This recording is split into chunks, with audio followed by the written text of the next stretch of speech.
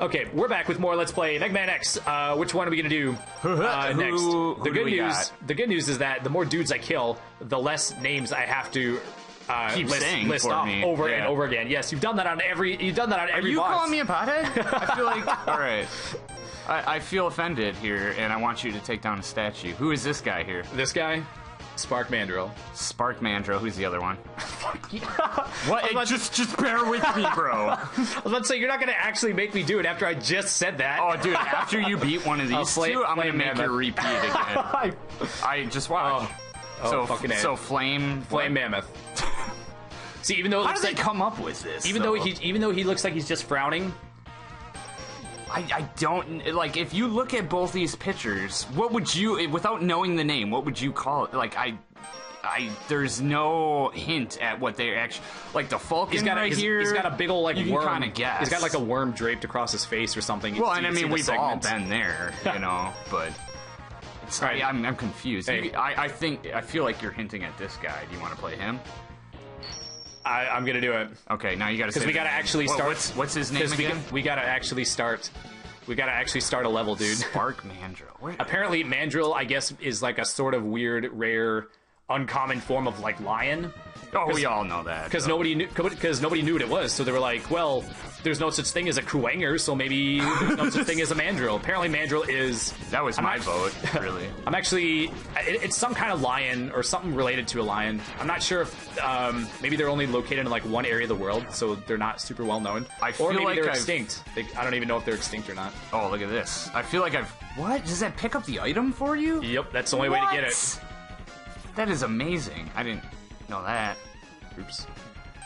Yeah, I feel like I've heard the word mandrill before, and I feel like that's wrong, but I'm an idiot, so I wouldn't know. Well, that's something that they that you do if you're really kinky. You make yourself a mandrill. It's actually my online porn name. Yeah, there you go. The lighting here is crazy. It's kind of cool. The lights go on and off, and then you get these dudes that like dash at you. There's like a dude that's like programmed to like come right here, right when you make that jump. Yeah, he can knock you off. It didn't seem to push you too much. Yeah. Oh, there it does. Okay. Well, if you hold to the right, even though you fall, you can still catch the wall. So it does. So it's not technically cheap. Yeah, I was gonna say that's a little brutal. Yeah, just imagine a giant lubed up dildo on a drill. Like, that's my mandrill. Oh, I don't have to. That's what I do when I'm gay and super lonely. Man, I don't know, man. Have you seen, like, you wouldn't want to do, like, a high-powered industrial drill or whatever, or, you know, like, one that you could buy where, like, a real actual drill spins so fucking fast, you would not want to have that, like, up your ass, because if the lube wore off, it would start sanding your asshole. Well, it would twist all your shit, dude. It would wrap, like, your intestines would be like wrapped around the fucking thing. You ever see those articles where somebody's in like the ER and it's like the hardest thing for them to explain to the doctor? So I took this Buzz Lightyear toy and I put it in a place I'm not supposed to put it. Oh, yeah, it like, said so in the that was a real like they one, did. Was it Ryan Dunn that did that on Jackass? He did. I forgot about that. No, you're right. That was a toy car. There was it was a toy car. There was a different person that did the Buzz Lightyear thing. Well, that was a real thing too, because the fucking wings opened. Yeah, the wings he stuck it up his fucking ass, and the fucking wings opened up. while it was in his ass. How do you explain that to a licensed physician? Like, you swallow your pride real quick because you have no choice, and you have no choice. What choice do you have? I literally have a friend in me. Waka waka. Oh man. But Disney stops marketing the movie really quick after that goes public. Oh jeez. No, they'll just be like, no, it was angry white men that fucking did it. Whatever. Angry trolls. Anytime there's like criticism, they're like, oh, far right, all right trolls are the only ones that ever say anything bad about us. Okay, so that's kind of overkill on these dudes. Those work really good though. Well, those guys don't take that many hits, so it's kind of overkill, but they work well against the turtle dudes. The turtle dudes they're like the big dudes. They actually take a bunch of hits. God, that coloring cool too when they slide across the camera. That is so cool. That little lighting effect. There's even like a little twinkle behind him. Oh, see that? Sure.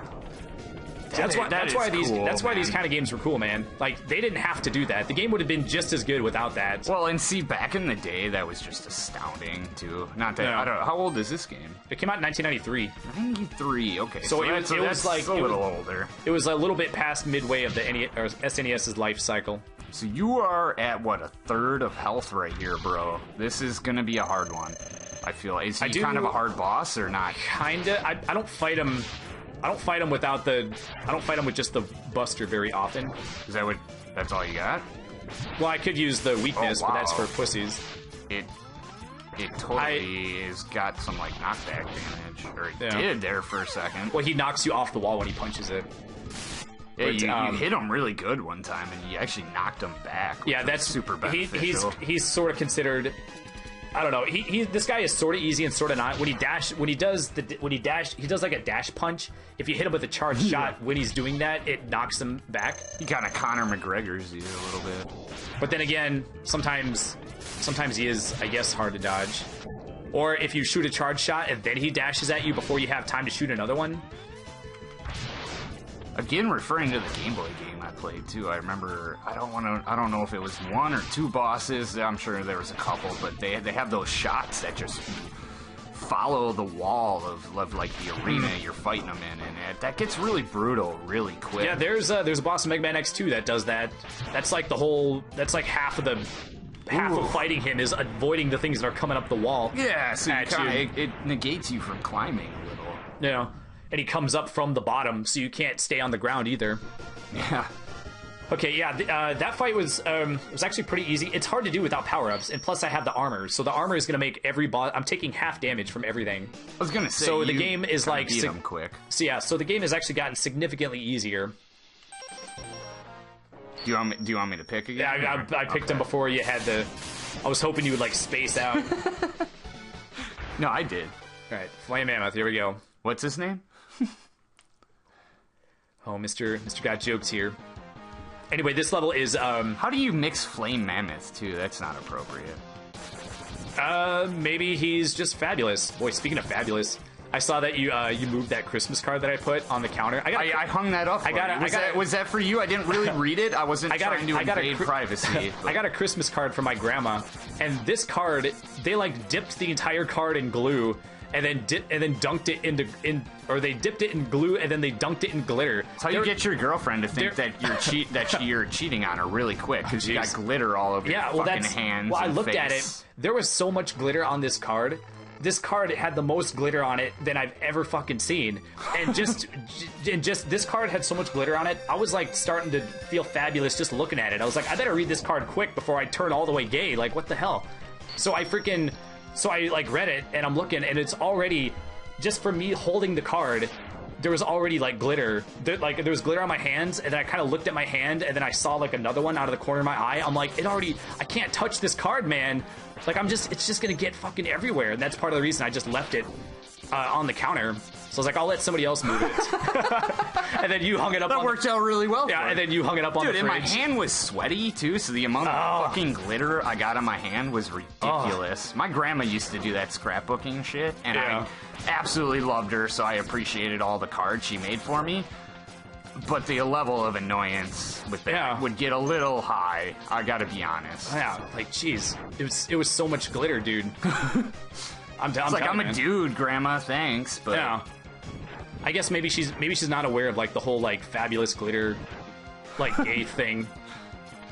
Like I just don't get it. It was so glittery. It's like, don't worry, your grandma already knows, you know? Grandma, no. I'm pretty sure that, like, members of my family actually thought I was gay for a while, just because I didn't have a girlfriend for so long. The PT Cruiser cat thing, you know? Well, I think it was before that, actually. I think it was, like, all throughout... I think it was, like, all throughout my 20s, I think. I don't know. I think by the time don't worry about telling mom, she already thinks it. I think that by the time family members think you're gay, I think that's when you know you haven't had a girlfriend in a long time. Actually, I mean, parents from the baby boomer generation, they're just automatically think it. They're just like, oh man, you're 24. Don't you think it's time to tie the knot 4 years ago? You don't have a girlfriend. It's pretty obvious. We already know. Well, they also knew that I was like a gamer, so they're just like, well, that's kind of that kind of seals the deal right there, because only loser, amateur, or loser virgins, Well, it says so. In basement the pamphlet, dwellers, though, you know. well, they still have that stereotype that they just think that gaming is just for like people with no lives and children. Led Zeppelin and Cheetos in the basement.